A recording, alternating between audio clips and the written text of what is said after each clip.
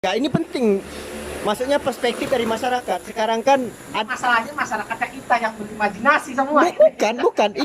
Ini real. Pertama pertama yang kan pemerintah ini gak mau membuat kebijakan. Pertama Bukan soal nggak kesehatan. kebijakan ya ada, cuman nggak solutif. Enggak, bukan soal solutif nggak solutif. Maksudnya itu gak gamang, bukan gampang, gamang. Maksudnya ragu. Apakah mana itu? Apakah menyelesaikan persoalan kesehatan atau ekonomi? Sama nggak semuanya nggak selesai. Bukan sama, beda itu. Enggak. Kalau ekonomi diangkat, mal-mal dibuka, berarti orang berbondong-bondong semuanya masuk. Otomatis ya kesehatan ambruk.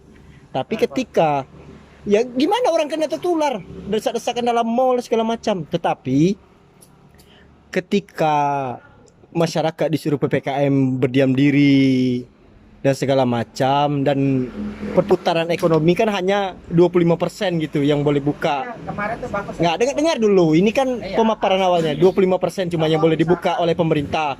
Nah, bagaimana dengan pelaku pinggir jalan itu kan diburu, ya nggak boleh makan di tempat. Kemarin tuh Siti Fadila tuh buat solusi.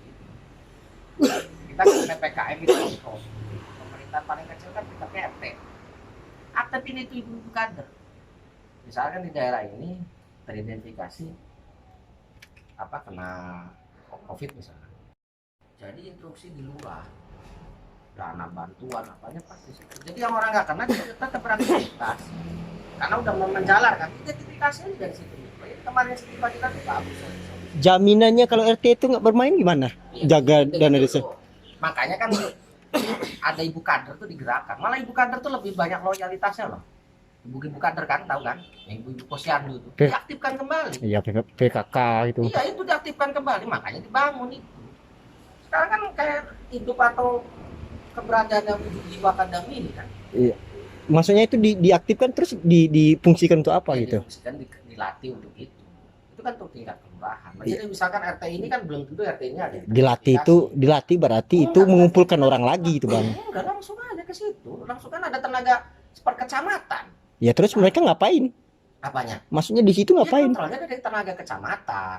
Ya tugas mereka ngapain gitu? Ya untuk mengidentifikasi misalku ada di sini dan misalkan ada di karantina kan. Karantina mandiri itu yang masih sehat. Kalau itu itu udah parah, baru itu dilempar ke puskesmas, lab yang mau ngurusin itu loh. Itu yang jalan di Baduy kan kayak gitu. Kalau per kampung. Kalau yang sudah dites testing swab segala macam itu udah ya, meskipun datanya nggak ada perbedaan daerah sama nasional, tetapi itu udah dilakukan.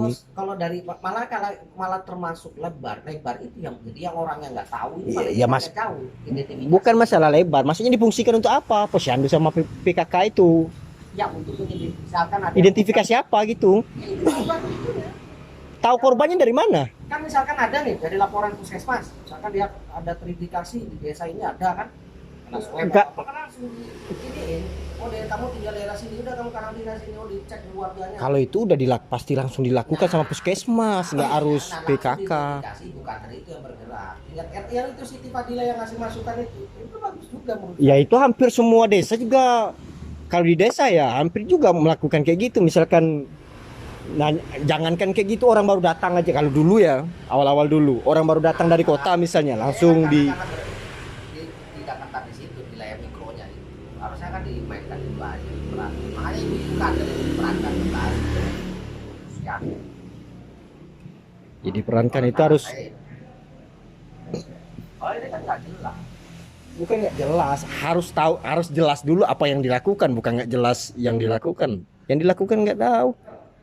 Kalau orang sudah di testing, otomatis sudah terdata. Yang jadi pertanyaan itu, yang sekarang itu orang yang nggak mau dites, padahal dia sakit. Nah itu banyak kayak misalkan saya gitu, sakit dan segala macam. Karena gini, karena misalnya gitu. Tapi saya malas ikut tes. Malasnya